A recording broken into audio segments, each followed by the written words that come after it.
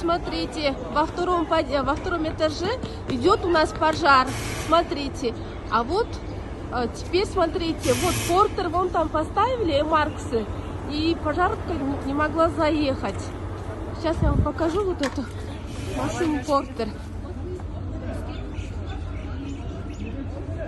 Вот смотрите, всю дорогу портером закрыли, и Марксы.